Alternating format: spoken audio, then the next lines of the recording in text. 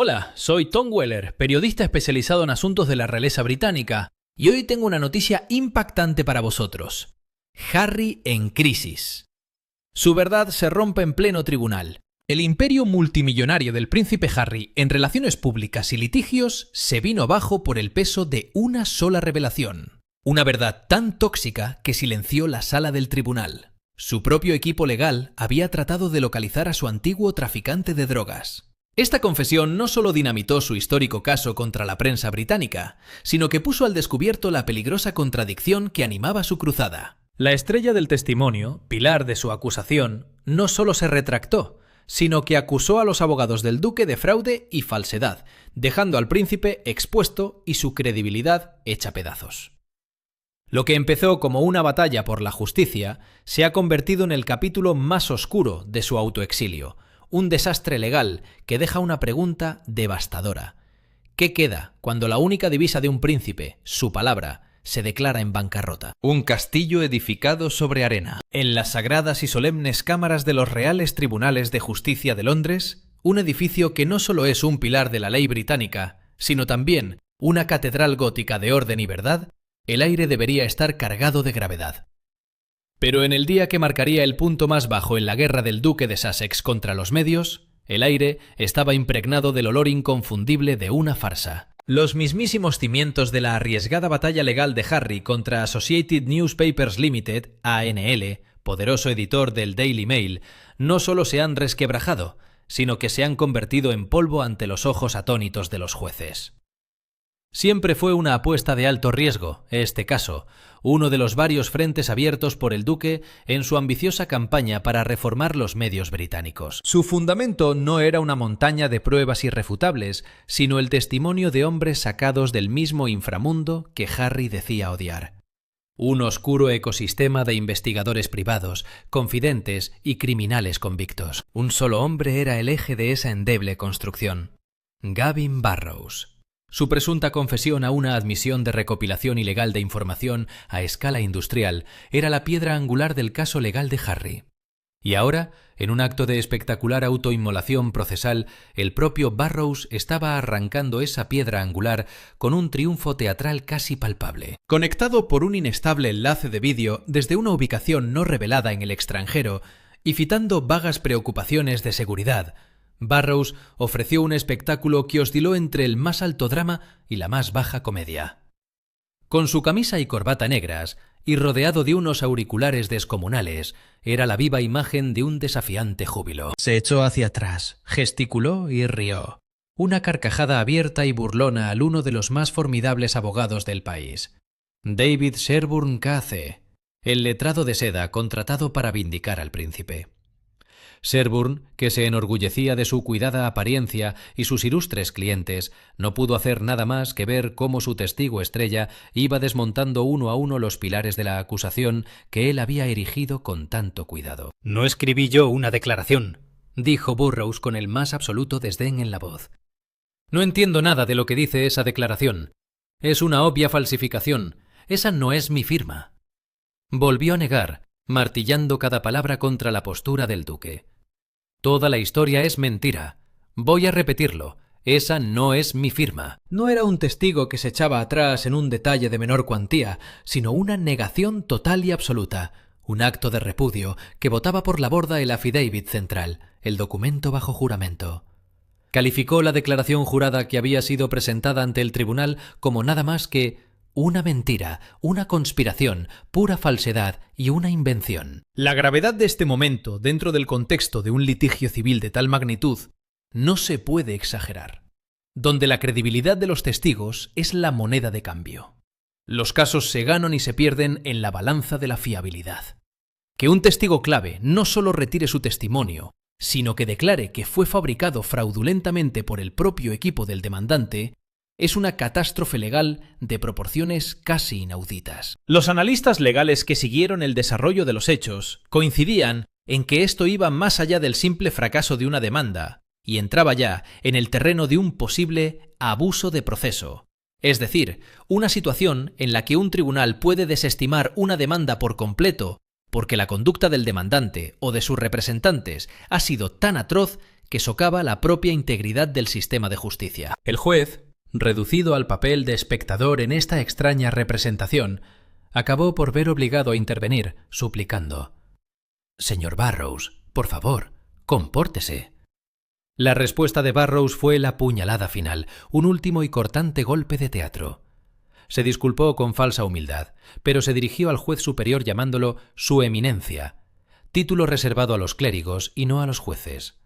Fue la última y desdeñosa puñalada al verdadero demandante, cuyo proceso quedaba hecho ya pedazos. El fantasma de China Blanca. Gavin Burroughs, entre los escombros de su testimonio retractado, dejó caer un fragmento de verdad.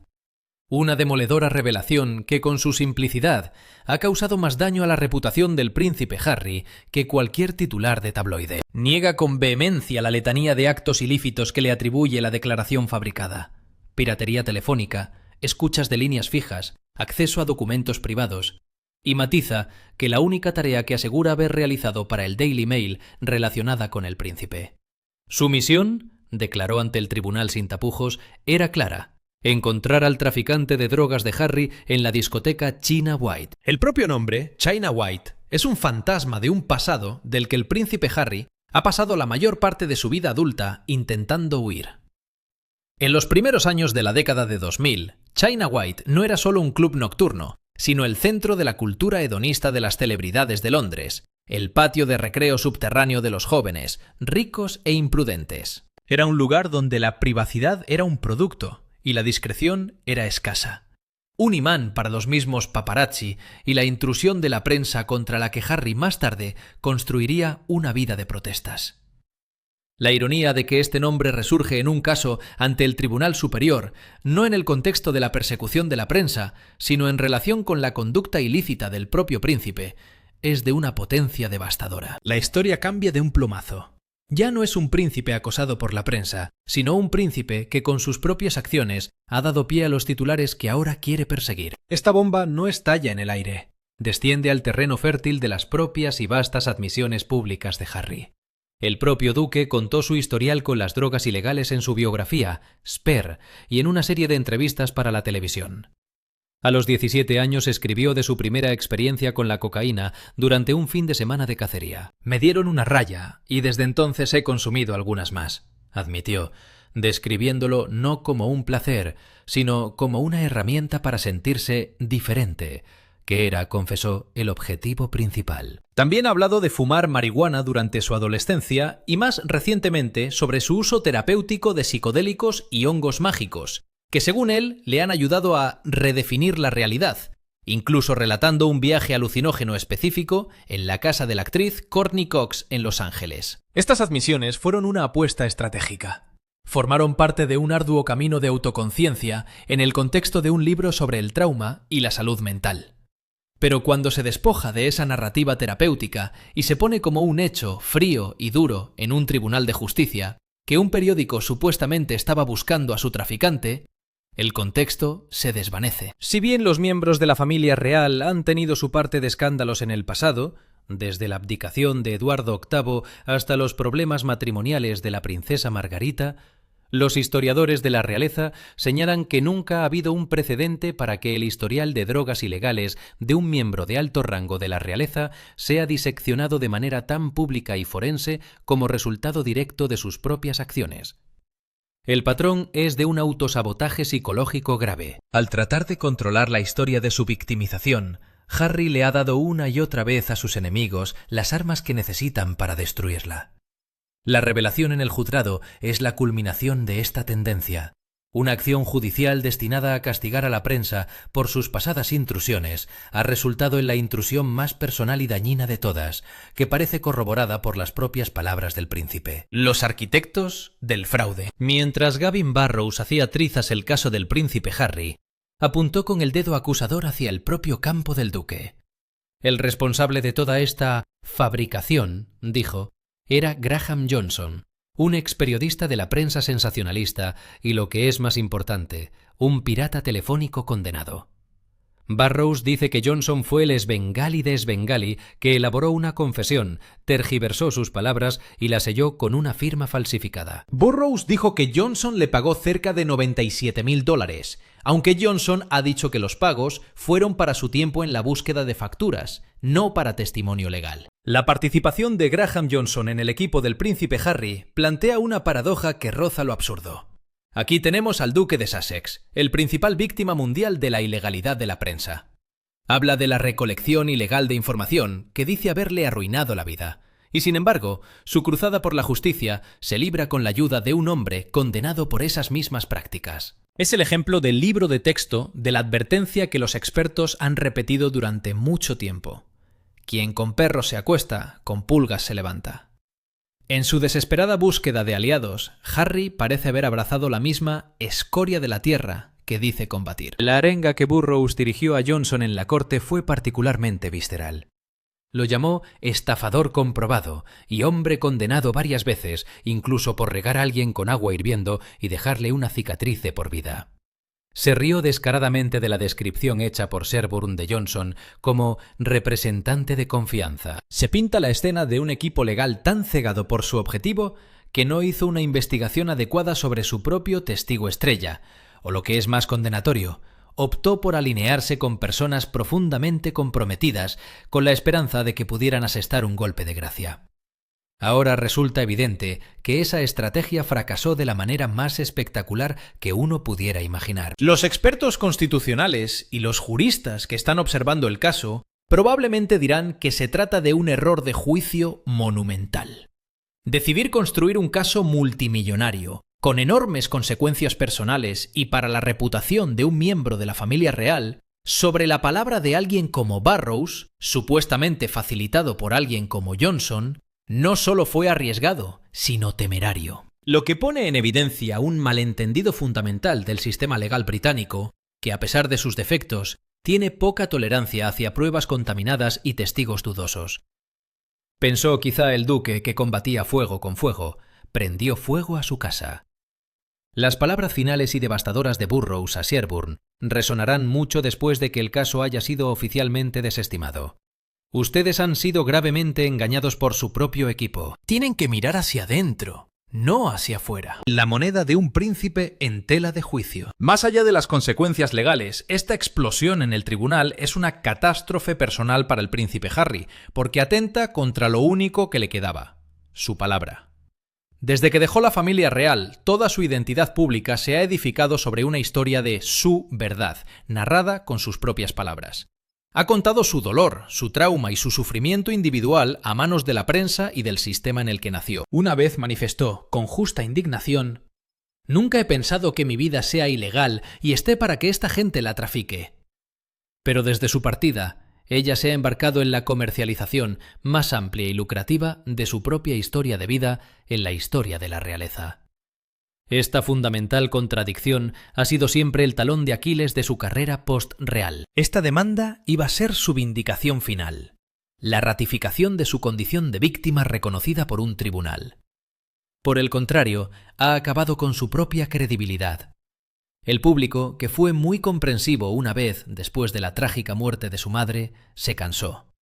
Los datos de las encuestas muestran una caída en picado constante de su popularidad y la de Meghan en el Reino Unido, e incluso en Estados Unidos sus índices de aprobación se han vuelto extremadamente polarizados. La percepción del valiente que dice la verdad se ha transformado en la de un hombre preso de una espiral de agravios, incapaz de avanzar y, al parecer, incapaz de entender las consecuencias de sus propias decisiones. Angela Levin, una biógrafa real que ha pasado más de un año con el príncipe Harry mientras escribía su biografía, vio a un hombre que era encantador, divertido y trabajador, pero que también estaba luchando terriblemente con su pasado. Levin recuerda una ocasión preocupante de su juventud, cuando Harry supuestamente intentó contactar con traficantes de drogas de su escuela y amenazó a sus guardaespaldas con que, si se lo contaban a su padre, el príncipe Carlos, él lo negaría y lograría que los despidieran. Que esta historia sea o no apócrifa, su eco es poderoso en la coyuntura actual. El cuadro es un patrón de larga data. Un deseo de flirtear con un mundo peligroso, una feroz resistencia a aceptar la responsabilidad y una tendencia a culpar a los que se supone deben protegerlo. Me da la impresión de que este litigio es como una repetición a lo grande de aquella locura de jovencitos. Ella entró voluntariamente en el sombrío mundo de los criminales convictos y más tarde expresó sorpresa e indignación porque su conducta resultó ser poco honorable. Ha quedado hecha trizas su credibilidad. Pude haber tenido su momento en el tribunal, pero la confianza del público se ha perdido en el proceso. En la soleada región de California resonaban los ecos de una guerra que parecía no tener fin. Los habitantes de la zona se veían atrapados en un conflicto que desgarraba sus corazones y dividía sus comunidades. Las calles, una vez bulliciosas y llenas de vida, ahora estaban marcadas por la tristeza y la incertidumbre. A medida que los días pasaban, la esperanza de una pronta solución se desvanecía. Las familias se aferraban a la idea de que algún día la paz volvería a reinar en sus tierras. Pero las cicatrices del conflicto parecían demasiado profundas para sanar. Los líderes de ambos bandos se enfrascaban en interminables negociaciones, buscando una salida que satisficiera a ambas partes. Sin embargo, las diferencias parecían insalvables y la posibilidad de una reconciliación se desvanecía con cada amanecer. Mientras tanto, los ecos de la guerra resonaban en cada rincón de California, recordándoles a todos que la lucha aún no había llegado a su fin.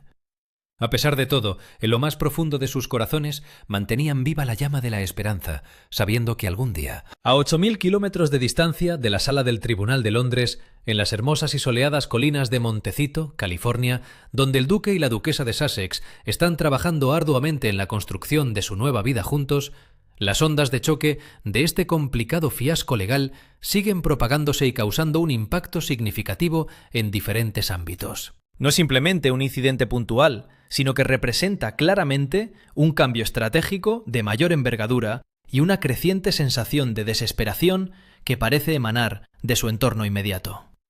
El acuerdo millonario con Netflix, que en su momento fue fundamental para su autonomía financiera, no ha resultado tan fructífero como se esperaba inicialmente. Con el inesperado escándalo que surgió a raíz de su controvertida serie documental, se estima que varios proyectos importantes podrían haber quedado en un estado de parálisis temporal. El recién estrenado documental titulado Polo, fruto de la dedicación apasionada de Harry, ha recibido una respuesta de total indiferencia por parte del público y la crítica, siendo percibido como un vistazo esotérico e inaccesible a un universo de privilegio extremo. De acuerdo con las opiniones de los especialistas en el ámbito de la industria, los informes que se difundieron de manera inmediata tras el colapso en el tribunal, en relación a este documental que fracasó y que actualmente está siendo transformado en una serie dramática con un guión, son vistos como una estrategia clásica de contraataque en el ámbito de las relaciones públicas. En la industria cinematográfica de Hollywood, donde numerosas producciones pasan largos periodos en la etapa conocida como el infierno del desarrollo, la noticia es recibida con una gran dosis de escepticismo por parte de los profesionales del sector. Para muchos críticos y expertos en la materia, la creencia generalizada de que un dúo sin experiencia real en producción audiovisual puede transformar un documental inicialmente mal recibido en una exitosa y aclamada serie dramática parece más bien una ilusión, un intento desesperado por proyectar una imagen de triunfo donde en realidad hay escasas posibilidades de lograrlo, un relato de pan para mañana que resulta cada vez más agotador y poco convincente. Al parecer se está llevando a cabo una estrategia de comunicación paralela con el fin de allanar el terreno para que Meghan Markle retome su trayectoria profesional en la actuación.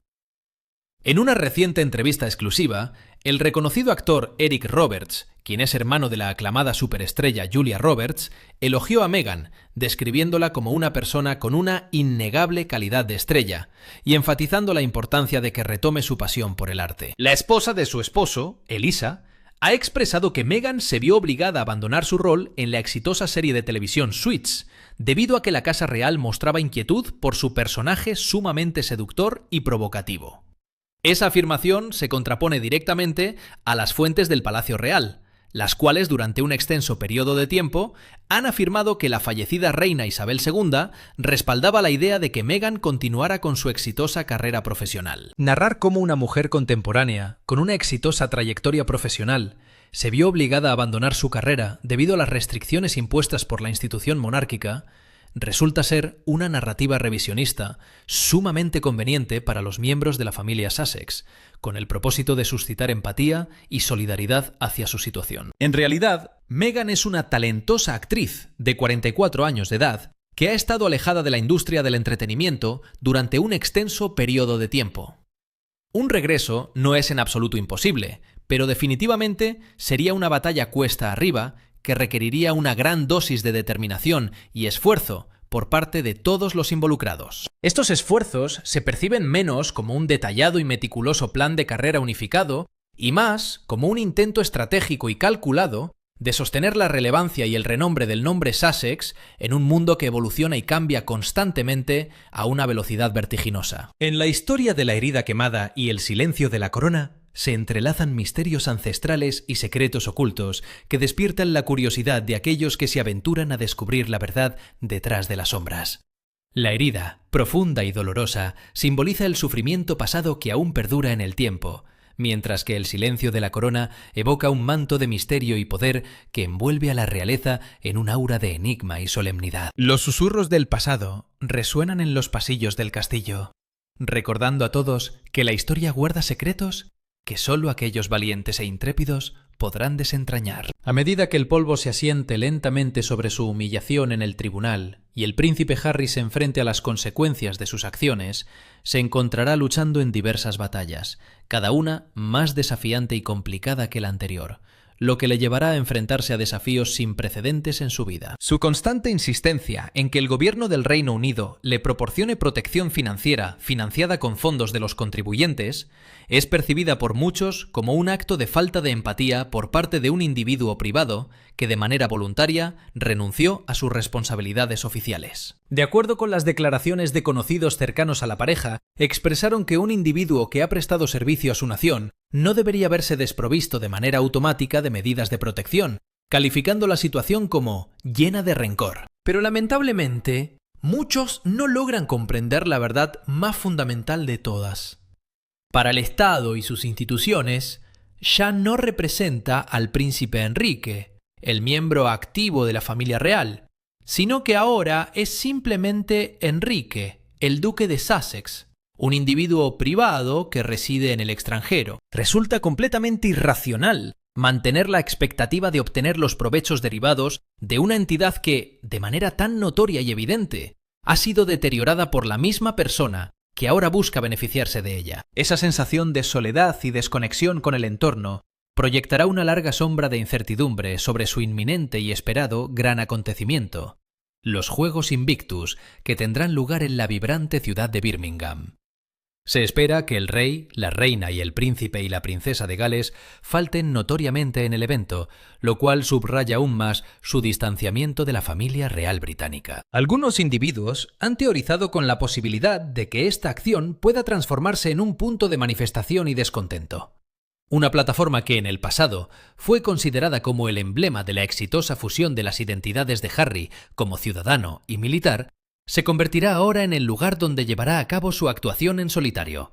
Un contundente recordatorio de todas las cosas que ha dejado atrás. Sin embargo, para la institución monárquica, este episodio, si bien trágico en el ámbito personal, representa también un instante de reivindicación cargado de sombras.